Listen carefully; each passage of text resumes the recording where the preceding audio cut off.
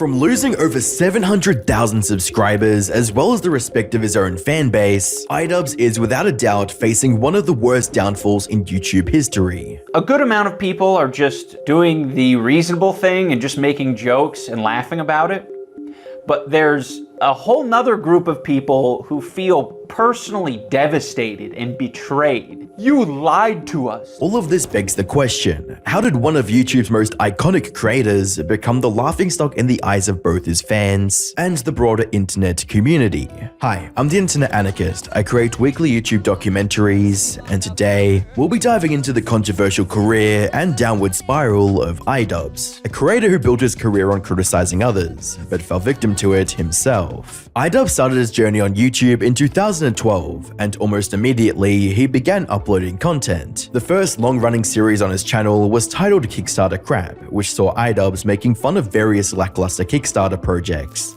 Hello everyone and welcome back to more Kickstarter crap. Today the piece of crap that we're looking at is called Paintball Panda, The Bamboo Tales, your new everyday game. Although these videos were nothing more than simple rants, iDubbbz's unique style of presentation and sense of humor set him apart from other channels, which allowed him to rapidly increase his viewer base, growing from a few 100,000 viewers per upload to over 1 million. This critical approach to making videos would bleed into his other projects and eventually lead to the creation of iDubbbz's most popular series, Content Cop. Hey everybody, welcome back to another episode of Content Cop. Today's theme on Content Cop is equality, but this time I'm gonna make a video about a woman with a We're talking about Tana Nojewel. Each upload in the Content Cop series saw iDubbbz break down and berate a specific controversial creator with several edgy jokes and funny sketches mixed in. Over the years, iDubbbz would cover the likes of Tana Mojo, Leafy is Here, and Keemstar, which gave him a reputation for being one of the most ruthless commentary channels on YouTube. Combine this with unhinged collaborations with creators like Filthy Frank, Max Mofo, and Anything for Views, and it was only a matter of time before iDubbbz reached legendary status on the platform. Hey guys, how you going? My name's Max Mofo. I'm Filthy Frank. I'm iDubbbz TV. And today we're playing Deadly Twister. We've got the red spots which are fire, we've got the blue spots for the spaghetti, the yellow spots that are mouse traps, and the green spots which are pull a mystery challenge from the hat. If it lands on purple, I get a belt on these.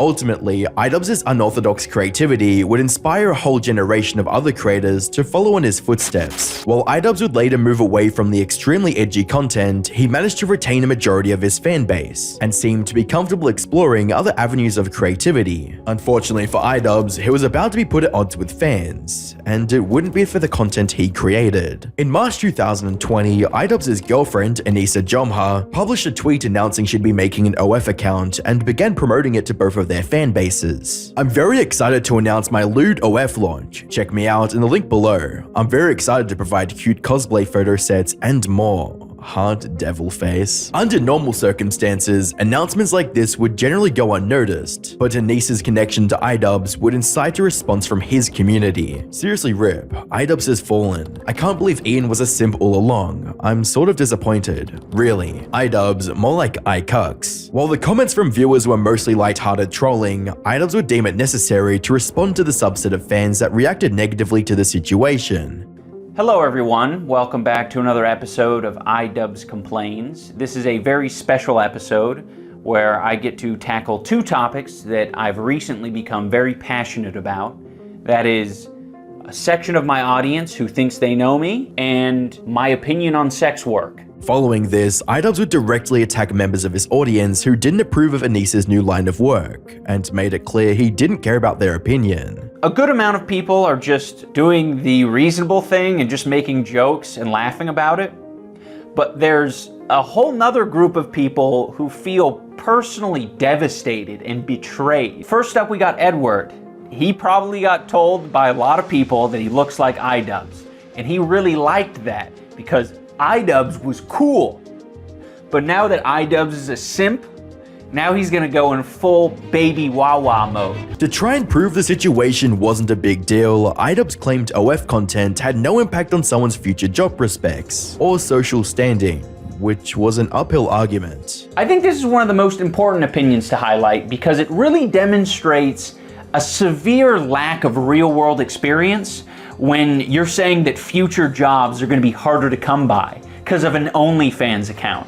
Like, if you think this affects your standing or your social credibility in getting jobs, you are so sadly mistaken. This is straight out of the playbook of the boomer who's decaying in his lazy boy, who wants to tell you, no, that ain't gonna work. No one's gonna hire you looking like that. Even though the video attempted to present several compelling points, the fact that iDubbbz was making a response to what most people would consider a non-issue only amplified the negativity towards him and his girlfriend. One of the easiest ways to amplify negativity to yourself in real life is by smelling bad. The worst part about it is that most people won't even tell you that you are the perpetrator of the unsettling scents. In fact, when people do tell you about your scent, it's generally in the form of compliments, when you're wearing a unique or satisfying fragrance. This month, I've been wearing a lot of Versace Eros, as I love the fresh summer scent, which brings back a lot of memories of having nights out in the city with my best friends. Fortunately, I've been able to keep in stock of cologne thanks to today's sponsor,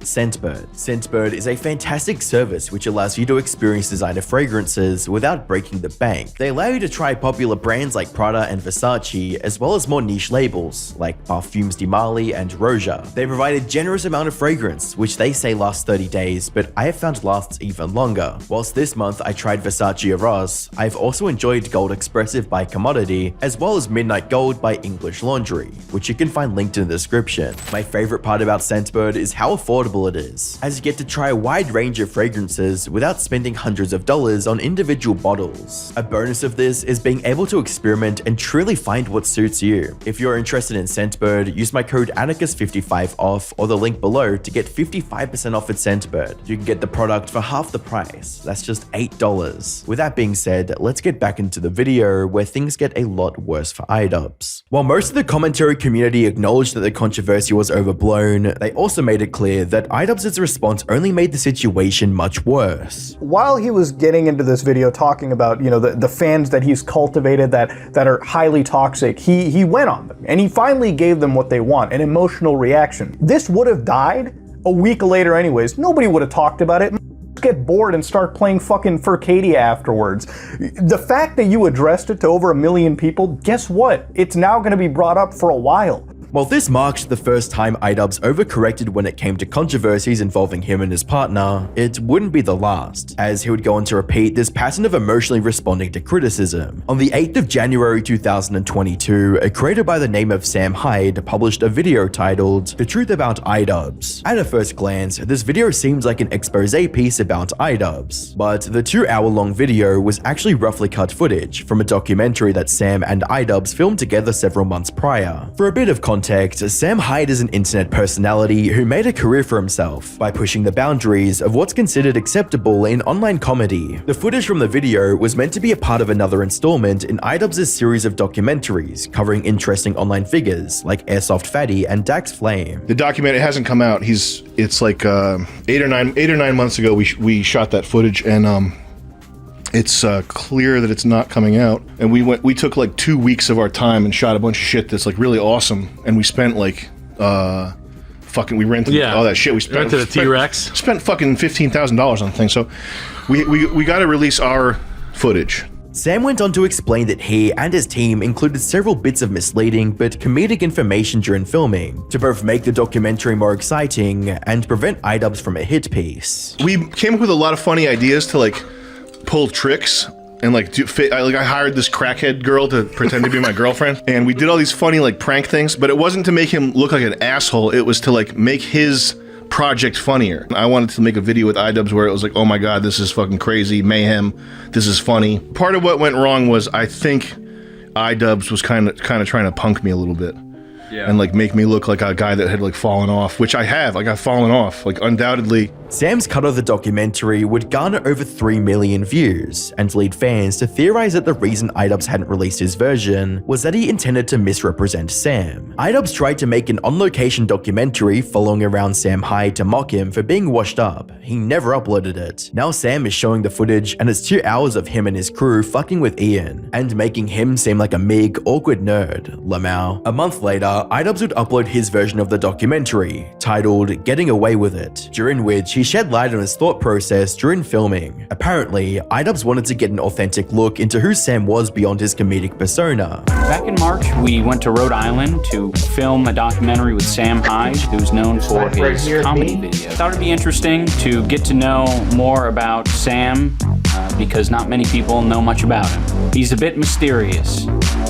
He's a bit unwieldy. Whether or not iDubbbz wanted to portray Sam negatively was anyone's guess. However, it was clear that the conflict of interest between both parties had affected the overall quality of the documentary. On one side, Sam wanted to create a comedic spectacle, while on the other, iDubbbz sought to make an introspective look into an elusive online personality. At the end of the day, neither side got what they wanted, and only walked away with a bitter feud between them. A feud that would only get worse with time. Later that year, iDubbbz would announce an influencer boxing event dubbed Creator Clash to raise money for different charities. Seeing a chance to settle a one-sided rivalry with Hassan Piker, Sam would request to be part of the event, but iDubbbz and Anissa almost immediately turned down the request. There's been some talk of Sam Hyde getting involved in your event.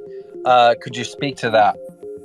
Yeah, we just did a live stream where we spoke to it a little bit, but if anyone saw the documentary, Getting Away With It, we worked with Sam Hyde for a period. Involving him in our event just isn't a good idea. I think most people would. Business risk. I think most people would understand that. Yeah, it's a huge business risk. I mean, to viewers, it almost seemed hypocritical for iDubbbz, an individual with a similar controversial past, to exclude Sam from the event for being a quote brand risk. Even though Sam couldn't directly participate, he still managed to get involved by training another fighter named Harley Morenstein of the Epic Mealtime YouTube channel. So is your first day of real training tomorrow then? This is Sam Hyde. Remember, it's Sam Hyde.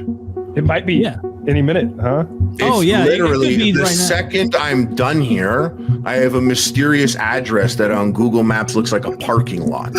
And I'm going to meet him there. Unfortunately, it would be later revealed on Instagram that Sam wouldn't even be allowed to attend the Creator Clash event, with a comment from Sam reading, "To clarify, I bought 5 front row tickets and found out a few hours before the event that I was banned. So out about 11.5k, also security was walking around with pictures of my face and bothering some people about wearing my shirts. And the cameramen were told to avoid entire sections of the crowd rocking my shiz, lol. And I'd still train iDubbbz for the revenge match if he apologized. Mercy and Grace high on the list nowadays, just gotta ditch Yoko Ono," referring to Anissa. Sometime after Creator Clash, Sam would make an appearance on the Buckingham show to share his thoughts on the entire debacle. Question: you were gonna be on this card at any point?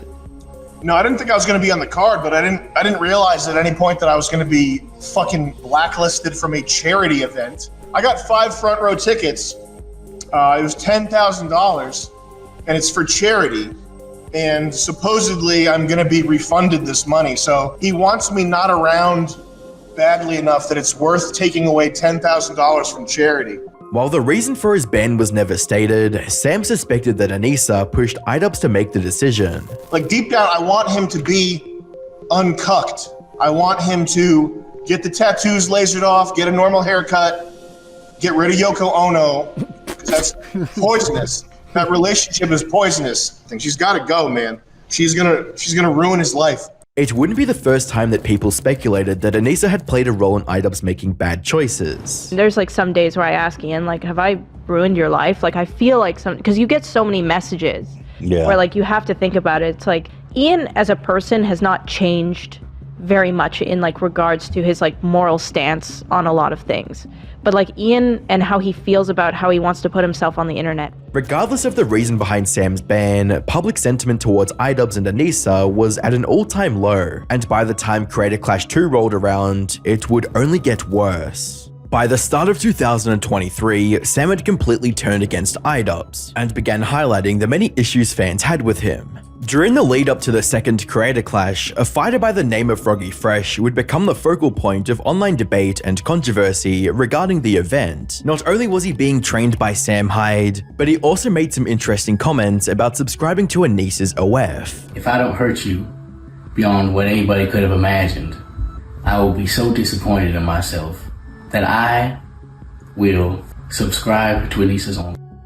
By the 25th of March 2023, just 2 days after Froggy made that comment, the Creator Clash Twitter account would make this announcement. There has been a change in the lineup, and Froggy Fresh will no longer be fighting against Chris Raygun. We will announce his replacement in the coming days. With just 3 weeks left, the countdown to Creator Clash 2 has begun. Creator Clash's goal is to make an inclusive and fun environment for creators and fans while giving back to charity. That has always been our mission, and Froggy Fresh's recent behavior does not align with that mission. We look forward to sharing this positive experience on April 15th. Since the reason for the ban was never stated, fans viewed the unexplained ban as another example of iDubbbz using a heavy-handed approach to silence someone he didn't like. As a result, Twitter erupted with criticism and negativity directed at iDubbbz and the whole Creator Clash event, with a tweet from Moist Critical stating, "I'm really disappointed by this. Kicking him for Twitter controversy after months of training is brutal. I don't think any jokes he made were intended to be mean-spirited or shit on anyone. Hopefully they reconsider this decision." In response to the overwhelming hostility towards the event, the organizers at Creator Clash released another statement that they hoped would clarify the reason for banning Froggy. "We want to provide some additional information around the rationale for this decision. We have a legally binding code of conduct that each of our Creator Clash 2 fighters are held to, the violation of which is grounds for termination. Unfortunately, there were several violations made by Froggy Fresh during his tenure with the Creator Clash this year. To add insult to injury, Creator Clash organizers threatened to sue Froggy and demanded he return the funds given to him to cover the training cost," with a tweet reading, "Now I've been threatened with a potential lawsuit if I spoke about this entire mess, and demanding the 15k I used for training, equipment, travel, etc. over the last 5 months? Unbelievable. Is this for charity or what's going on?" A month after Creator Clash 2, iDubbbz would come out with a video addressing the real reason Froggy was banned from the event. The main reason Froggy was kicked from the card was for collaborating with Sam Hyde.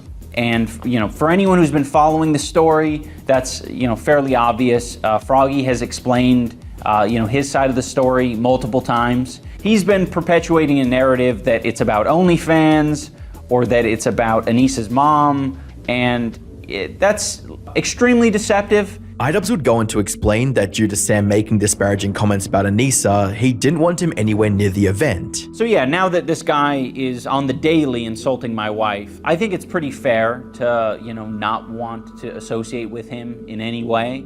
I don't like him. And Froggy knows that. Froggy knows that I don't like him. Of course. That's why he was banned. In addition to this, iDubbbz would also address the claims that he and Creator Clash were suing Froggy. By the way, we weren't suing Froggy. We have no interest in going to court over $15,000. We wanted that $15,000 back, but, he wasn't giving it to us. So we have to leave it at that. We're not suing him. While iDubbbz was transparent about his decision to ban Sam and anyone associated with him, the reaction to the video would be overwhelmingly negative for obvious reasons. To make matters worse, Froggy would release a legal document that confirmed Creator Clash did indeed threaten him with legal action, reading, "If he failed to return the enclosed acknowledgement by the specified date, Creator Clash shall seek all remedies available by law and equity due to your material breach of the bout agreement, including without limitation seeking punitive and consequential damages." The troubles for the Creator Clash brand wouldn't stop there, as it was later revealed that the event lost over $250,000 due to overspending and mismanagements. Another noteworthy point in iDubbbz's response video was how he expressed discontent with his edgy content cop phase. Despite many people being entertained by it, I'm not trying to take that away from you. If you feel like you've learned important lessons or you have grown as a person because of the content I've made, I don't want to take that away from you. With some good can come a lot of bad. And I think I've done a lot of bad. iDubbbz would echo this sentiment in a video titled "I Miss the Old iDubbbz," in which he apologized to viewers for building his career on hatred, harassment, and negativity. I've realized that I need to be crystal clear about what I believe, so there's no room for ambiguity. I am responsible for creating a lot of hurtful and damaging content on this channel. I have made some cruel, hurtful content, and I need to acknowledge that, and I'm really sorry that it's taken me this long to acknowledge it. While iDubbbz seemed to be making a genuine attempt to right what he thought were wrongs in his early days on YouTube, many of his fans would see this as him being insecure about the man he once was, and a betrayal of the fan base that made him famous to begin with comments reading, "You weren't funny because you were offensive. You were just a very funny dude. You can be self-aware and still be funny. There are some people who fully deserve the content cop that they got, as well as the old iDubbbz would have never addressed the people saying they missed the quote, old iDubbbz, unquote. Sadly, iDubbbz's lack of confidence in himself as a creator would bleed into other projects that he was a part of, and viewers would take notice. Special guest, Ian. Ian has flown all the way here to Albania to test these gadgets in this undisclosed location and studio kitchen with us. What will happen? Will someone get electrocuted? Will a hot dog blow up?